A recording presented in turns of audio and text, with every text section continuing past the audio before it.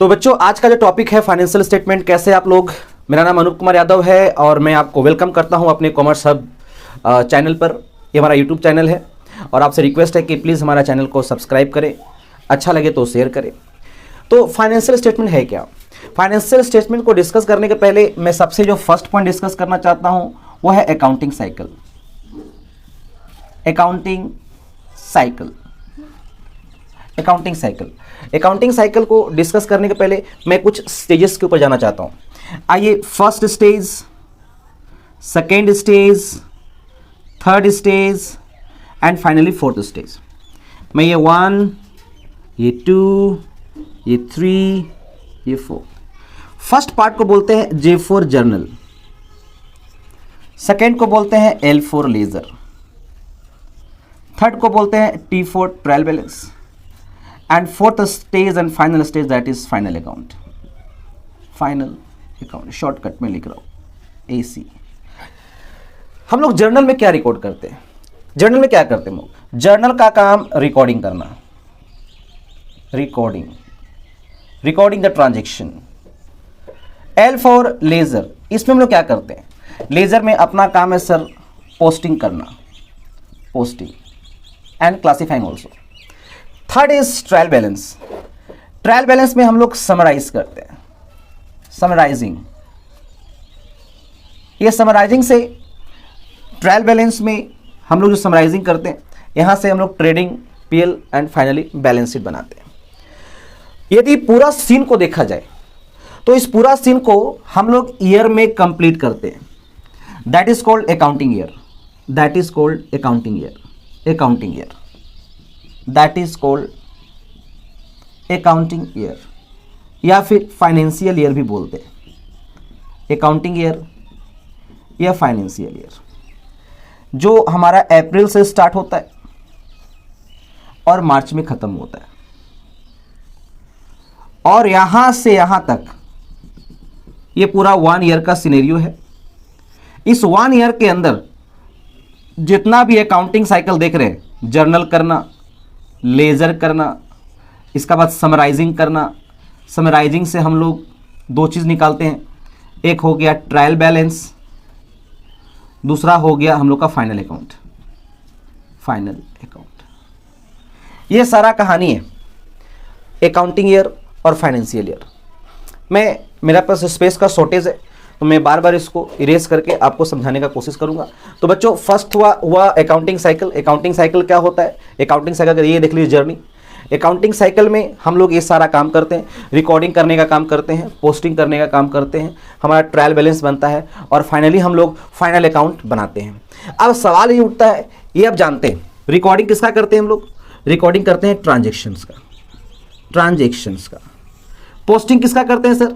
Sir simple, journal के बाद laser, यानी लेजर में भी जो पोस्टिंग होता है वो भी कहीं ना कहीं ट्रांजेक्शन्स का ही होता है। ये रिकॉर्डिंग जर्नल, जर्नल के बाद अपना लेजर का पोस्टिंग हुआ। तो ये हमारा मेन इंपॉर्टेंट रोल जो है ना वो ट्रायल बैलेंस का। मैं थोड़ा इसको इरेज करता हूं। तो ये अपना जो अकाउंटिंग ईयर है जिसको हम लोग फाइनेंशियल ईयर भी बोलते हैं, तो इसमें जो आपको स्टेजेस मैंने बताया था, ये सर सबसे पहले हम लोग जर्नल करते हैं, जर्नल के बाद अपना लेजर हो गया, और लेजर के बाद sir trial balance. Trial balance बड़ा ही इंपॉर्टेंट रोल प्ले है फाइनेंशियल स्टेटमेंट्स का।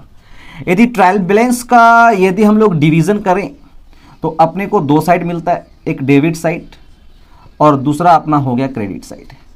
तो डेबिट साइड में हम लोग क्या क्या रिकॉर्ड करते, which items are recorded in the debit side of trial balance? तो first item is the assets. Second is the drawing, DRAWING, drawing. Third item is the debtors, DEBTORS, debtors. And fourth number is expenses and losses. These items are recorded in the debit side of the trial balance. Now थोड़ा इसको erase, credit side में आते हैं sir. तो credit side में हम लोग क्या क्या रिकॉर्ड करते हैं? Credit side of the trial balance.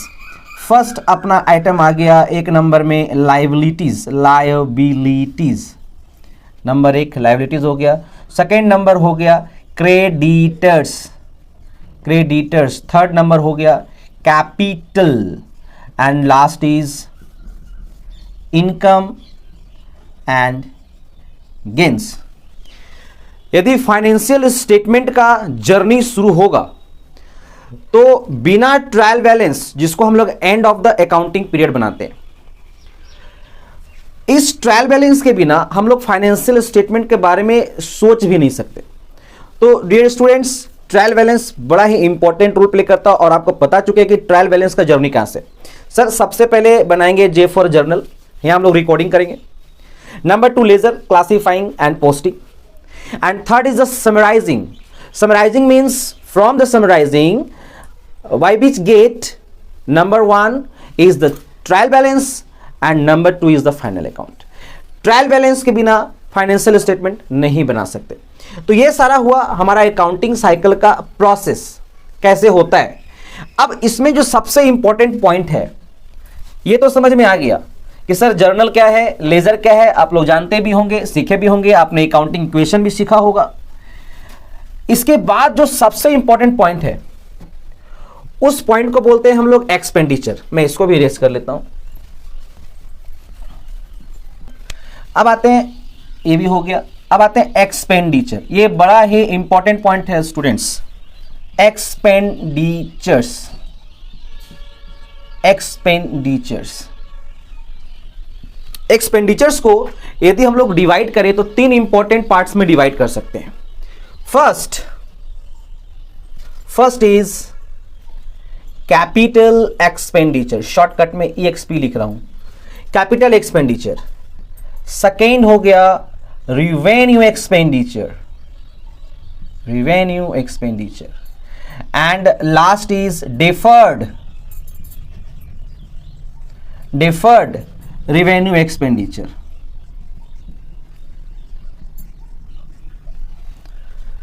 Capital expenditure, revenue expenditure and deferred revenue expenditure. याद रखिएगा, कैपिटल एक्सपेंडिचर का जो बेनिफिट्स है,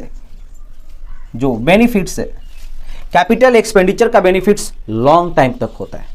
बेनिफिट्स फॉर लॉन्ग टाइम और फ्यूचर,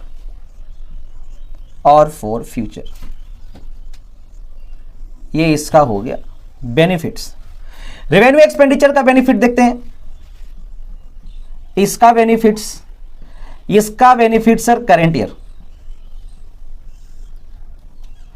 डिफर्ड रेवेन्यू एक्सपेंडिचर, ये रेवेन्यू कम एसेट्स है, इसका कुछ पार्ट हम लोग करेंट ईयर में यूज करते हैं और कुछ पार्ट हम लोग फ्यूचर के लिए काम करते हैं। ये कैपिटल एक्सपेंडिचर जो है, ये हमारा बैलेंस शीट का एसेट साइड में दिखाई पड़ेगा। रिवेन्यू एक्सपेंडिचर को यदि हम लोग स्प्लिटिंग करें तो इसको 2 पार्ट में स्प्लिट कर सकते हैं, एक डायरेक्ट एक्सपेंडिचर के नाम पर, दूसरा इनडायरेक्ट एक्सपेंडिचर के नाम पर। डायरेक्ट एक्सपेंडिचर जो है वो ट्रेडिंग अकाउंट में दिखाई देगा, ट्रेडिंग अकाउंट। इनडायरेक्ट एक्सपेंसेस ये आपको प्रॉफिट एंड लॉस अकाउंट में दिखाई देगा। और डेफर्ड रेवेन्यू एक्सपेंडिचर जो है, इसका कुछ पार्ट हम लोग कट आउट कर प्रॉफिट एंड लॉस में दिखाएंगे और कुछ पार्ट कट आउट करके हम लोग बैलेंस शीट में दिखाएंगे, बैलेंस शीट का एसेट साइड में।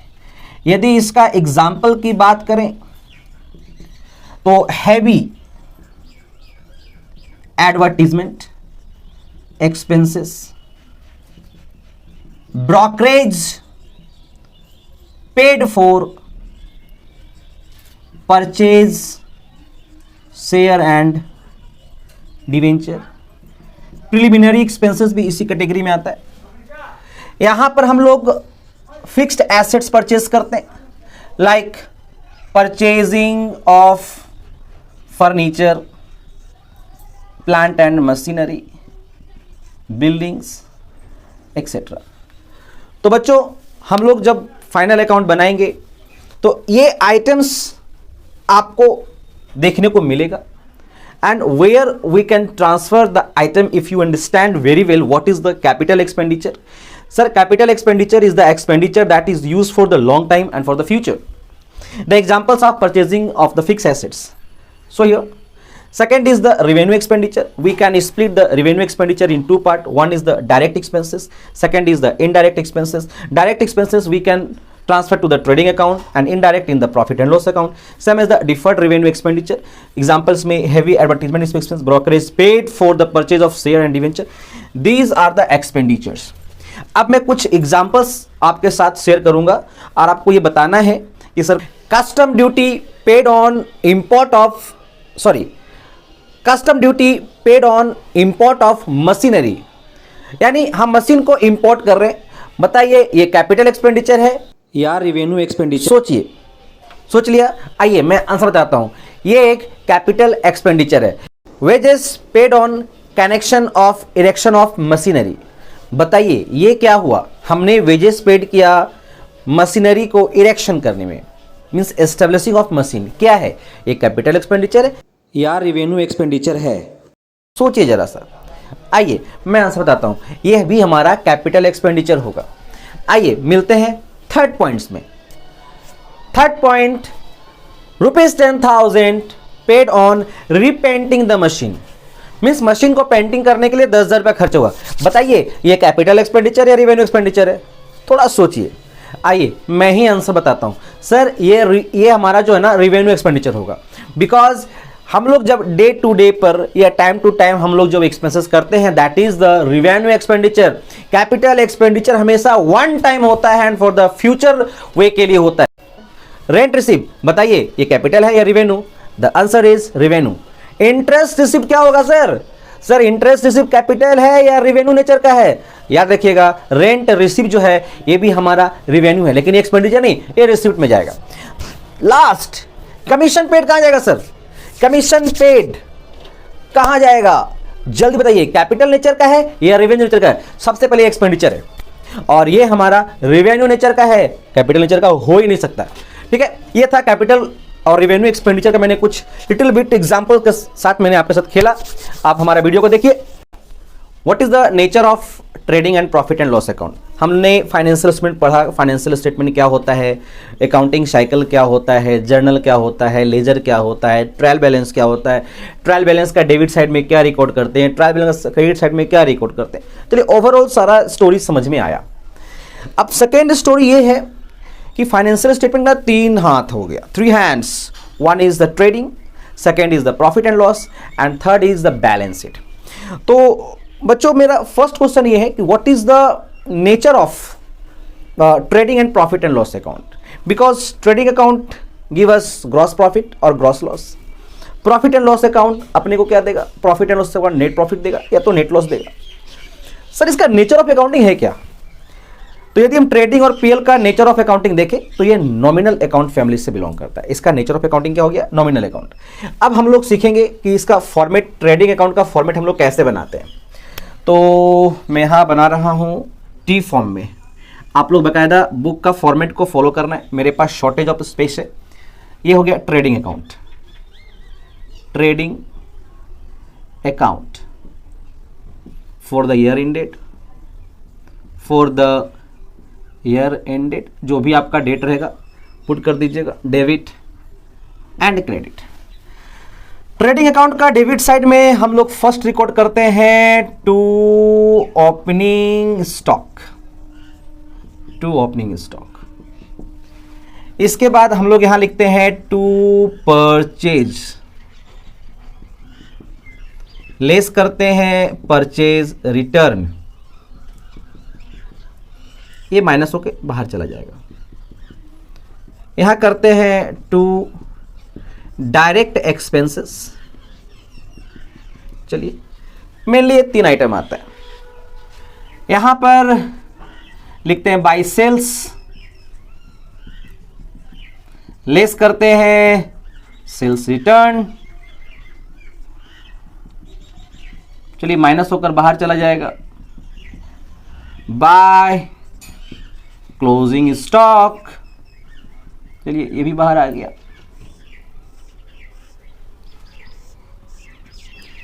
क्रेडिट साइड को ऐड करेंगे, डेबिट साइड को ऐड करेंगे, 2 सीन हो सकता है अपने पास, 2 सीन हो सकता है।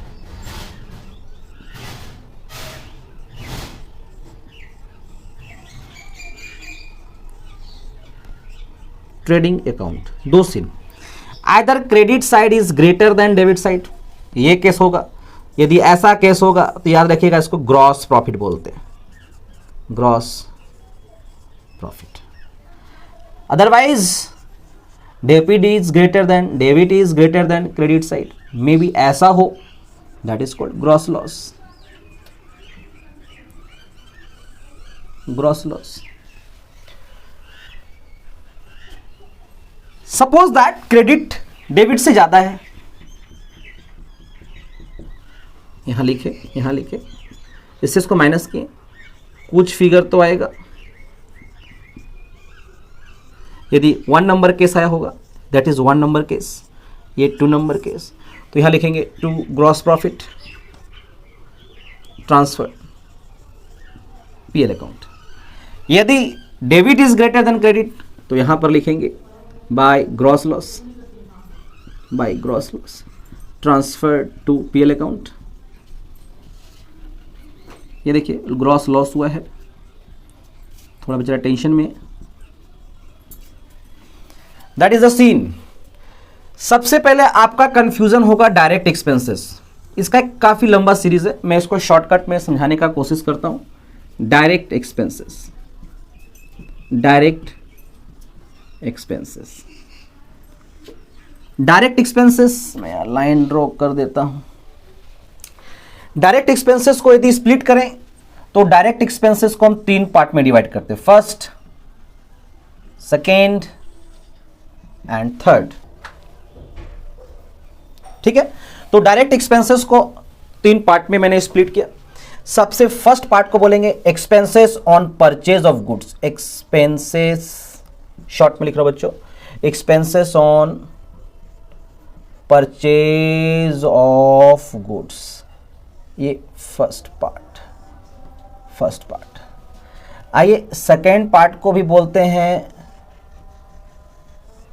Expenses on manufacturing, and third part को बोलेंगे factory expenses. Expenses on purchase of goods को यदि मैं दिखाना चाहूं तो हम यहां बोल सकते हैं CIW, कैरेज इनवर्ड, ये हमारा हो गया फ्रेट, ये हो गया हमारा इम्पोर्ट ड्यूटी, ये हमारा हो गया custom duty. Expenses on purchase goods, हम लोग जब गुड्स को परचेज करते हैं तो किस किस तरह का खर्च, किस किस तरह का एक्सपेंसेस हमारे सामने आता है, इसको बोलेंगे expenses on purchase goods, like carriage inward, freight, import duty, custom duty. ये सारा का सारा डायरेक्ट एक्सपेंसेस का मैंने फर्स्ट पार्ट दिखाया, इसको बोल सकते हैं एक्सपेंसेस ऑन परचेज, शॉर्टकट लिखा हूं परचेज ऑफ गुड्स। अब आते हैं एक्सपेंसेस ऑफ मैन्युफैक्चरिंग लिखते हैं, तो इसमें अपना हो गया वेजेस मैन्युफैक्चरिंग एक्सपेंसेस, कोल, गैस, फ्यूल, ये हो गया एक्सपेंसेस ऑन मैन्युफैक्चरिंग। हमारा जब रॉ मटेरियल आएगा, मैन्युफैक्चरिंग का जब काम में अपने आप को एंगेज करेंगे हम लोग, तो मैन्युफैक्चरिंग में क्या क्या खर्च आता है, ये सारा खर्च हमारा डायरेक्ट एक्सपेंसेस का ही पार्ट है। आइए फैक्ट्री एक्सपेंसेस का थर्ड पार्ट देख लेते हैं, फर्स्ट पार्ट, सेकेंड पार्ट, ये थर्ड पार्ट। इसमें आ गया factory lighting, factory insurance, heating वगैरह लिख सकते हैं इसको। तो ये है डायरेक्ट एक्सपेंसेस। तो डियर स्टूडेंट्स, मैंने आपको ट्रेडिंग अकाउंट का फॉर्मेट बताया। ट्रेडिंग अकाउंट का डेबिट साइड में 3 इंपॉर्टेंट पार्ट हो गया, ओपनिंग स्टॉक, परचेज से हम लोग परचेज रिटर्न माइनस करते हैं, और यहाँ अपना डायरेक्ट एक्सपेंसेस। क्रेडिट साइड में सेल्स रिटर्न माइनस हो गया सेल्स के साथ, और अपना क्लोजिंग स्टॉक। और क्या सीन हो सकता है, ग्रॉस प्रॉफिट कैसे होता है, ग्रॉस लॉस कैसे होता है। तो यदि ट्रेडिंग अकाउंट में if the credit side is more than debit side we get the gross profit and the vice versa, that is the called gross loss. Direct expenses में क्या क्या आइटम आता है, मैंने एक शॉर्ट डिस्क्रिप्शन यहां देने का कोशिश किया, आप चाहे तो इसका स्क्रीनशॉट ले सकते हैं। मैं इसको फिर डिलीट करूंगा, फिर मैं प्रॉफिट एंड लॉस अकाउंट की तरफ आऊंगा, ठीक है।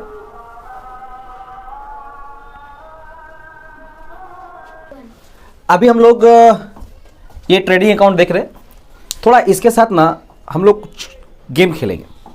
जैसे मैं ओपनिंग स्टॉक ले लेता हूँ लाइक 100 रुपीज़, परचेज मान लेते हैं मेरा 200 रुपया है और रिटर्न मेरा 50 रुपया है, ये 150। और यहाँ पर टू डायरेक्ट एक्सपेंसेस मान लेते ये भी 50 रुपया का है। जस्ट ऐसे ही फिर एक बड़ा सा एग्जांपल लेके देखेंगे।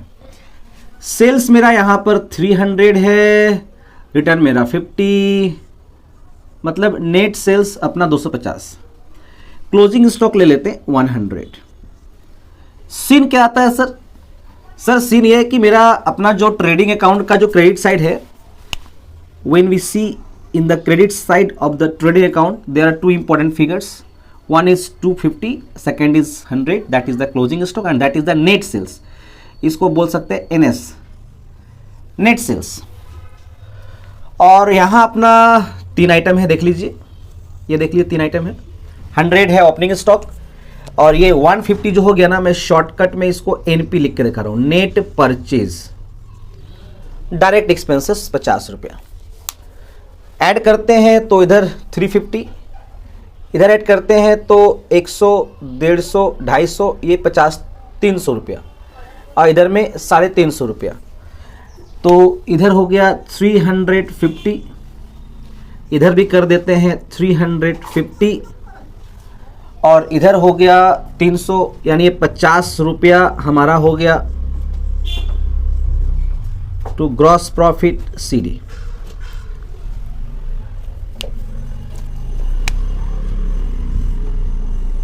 ये 50 को मैं एक बॉक्स के अंदर रख रहा हूं जो आपको समझ में आएगा।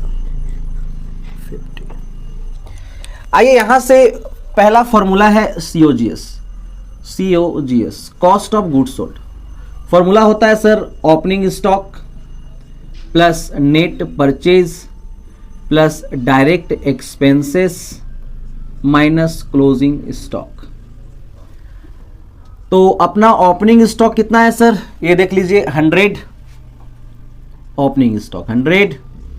नेट परचेज कितना है सर, ये देख लीजिए 150 प्लस डायरेक्ट एक्सपेंसेस कितना है सर, बेसी नहीं 50 रुपया, माइनस अपना क्लोजिंग स्टॉक कितना है सर, 100 रुपीज का है सर। कैलकुलेशन करेंगे, प्लस 100 माइनस 100 कैंसिल, यानी अपना COGS 200 रुपया आया। यानी हम बोल सकते हैं ये जो आप देख रहे हैं ना, ये 3 आइटम आपको डेबिट साइड में दिखाई पड़ रहा हो। इस आइटम के साथ यदि इस आइटम को माइनस कर दिया जाए, जो आप देख पा रहे हैं, इस 3 आइटम के साथ इस आइटम को यदि माइनस कर दिया जाए तो अपने को मिल जा रहा है COGS। दूसरा फॉर्मूला देखा जाए COGS का यदि सेकेंड फॉर्मूला को देखें तो फॉर्मूला होता है net sales minus gross profit. आइए नेट सेल्स देखते हैं 250 रुपया, ग्रॉस प्रॉफिट देखते हैं 50 रुपया, यानी अपना COGS 200 रुपया आया सर। यहां भी 200 रुपया फर्स्ट फॉर्मूला से एंड सेकेंड फॉर्मूला से भी 200 रुपया आया, यानी ये देखिए 250 दिखाई दे रहा है आपको नेट सेल्स।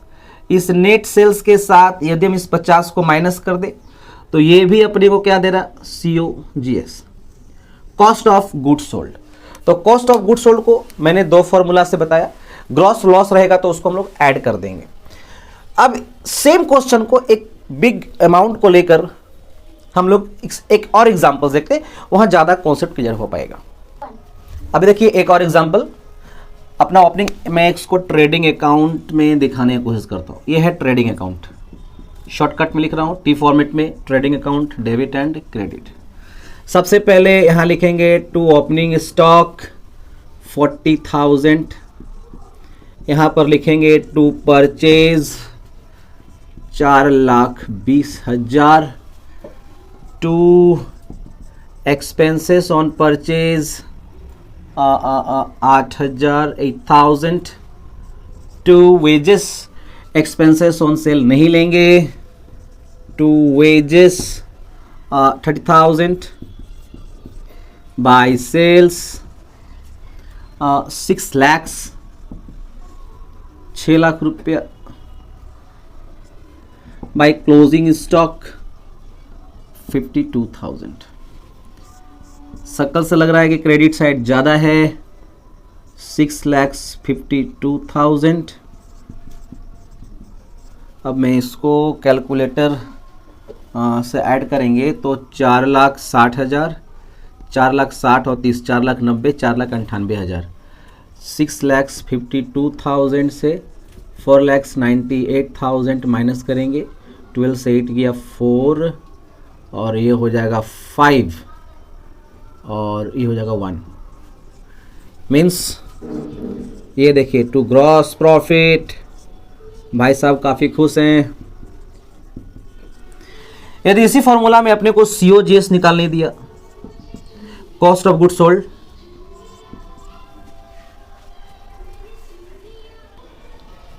तो COGS एक्चुअली मैं इसलिए स्माइल दे रहा हूँ क्योंकि वीडियो में बैकग्राउंड में कुछ आपको गाना सुनाई दे रहा होगा, कैसे कैसे लोग हैं। खैर, COGS formula opening stock plus net purchase plus direct expenses minus closing stock. तो अपना ओपनिंग स्टॉक कितना है सर? 40,000। अपना नेट परचेज कितना है सर? 4,20,000। डायरेक्ट एक्सपेंसेस में ये दोनों को ले लेते हैं, 38,000। Closing stock 52,000। अब इसको कैलकुलेशन करेंगे तो 4,60,000, 4,90,000, 4,98,000, 4,98,000 ऊपर हो गया, फिर माइनस 52 करेंगे सर 4,46,000। ये अपना COGS। या तो आप इस रूट से आइए और नहीं तो आप इस रूट से आइए। मैंने क्या किया, ये सारा ऐड किया और इसको मैंने माइनस किया, तो अपना 4,46,000। या फिर आप इस 6 लाख को लीजिए और इसको माइनस कीजिए। आइए देख लेते हैं। 6 लाख रुपया से हम माइनस करते हैं 154,000 यानी GP, तो ये 0,0,0, ये हो गया 6, ये हो गया सर 4, ये हो गया 4, 4,46,000। यानी दो फॉर्मूला। तो बच्चों ये था अपना COGS। अब फाइनेंशियल स्टेटमेंट में केवल 2 टॉपिक है, वो है आपका प्रॉफिट एंड लॉस अकाउंट, इसके बाद बैलेंस शीट। आपका बुक में ऑलरेडी प्रॉफिट एंड लॉस का फॉर्मेट दिया होगा, बैलेंस शीट का ही फॉर्मेट है। मैं भी कोशिश करूंगा कि उस फॉर्मेट को दिखाऊं कि प्रॉफिट एंड लॉस कैसा होता है, बैलेंस शीट कैसा होता है। फिर भी मैं लिटिल बिट डिस्क्रिप्शन इसका देने का कोशिश करूंगा। पहले मैं इसको इरेज करता हूं, फिर मैं PL समझाता हूं आपको। हम लोग अब करने वाले हैं प्रॉफिट एंड लॉस। ट्रेडिंग मैंने समझाया, प्रॉफिट एंड लॉस क्या होता है आइए देखते हैं उसको। आइए मैं यहाँ पर छोटा सा T फॉर्म कर लेता हूँ, profit and loss account, short में लिख रहा हूँ boss, for the year ended. आप ट्रेडिंग और PL साथ में भी कर सकते हैं। एक्चुअली यहाँ लिखते हैं हम लोग by gross profit BD, by non trading income दिखा सकते हैं, by abnormal gain. Debit side में दिया है तो काफ़ी एक लंबा सा सीरीज़ है। मैं कोशिश करूं, आपका बुक में ऑलरेडी होगा, फिर भी मैं कोशिश करूंगा कि वो आपके साथ शेयर करूं क्या क्या एक्सपेंसेस आता है। Mainly profit and loss account में ना हम लोग इनडायरेक्ट एक्सपेंसेस को दिखाते हैं, लेकिन इनडायरेक्ट एक्सपेंसेस का ना बहुत सारा डिविजन्स होता है, तो लिटिल बिट मैं इंफॉर्मेशन शेयर कर रहा हूं, बाकी आप अपना बुक से देख लीजिएगा। तो यहां पर लिखते हैं टू इनडायरेक्ट एक्सपेंसेस। अब इस इनडायरेक्ट एक्सपेंसेस का सीरीज में मैं सबसे पहला नाम दे रहा हूं इसमें office and administration, office and administration expenses, ये दिखा सकते हैं। Number 2 selling and distribution expenses, ये दिखा सकते हैं।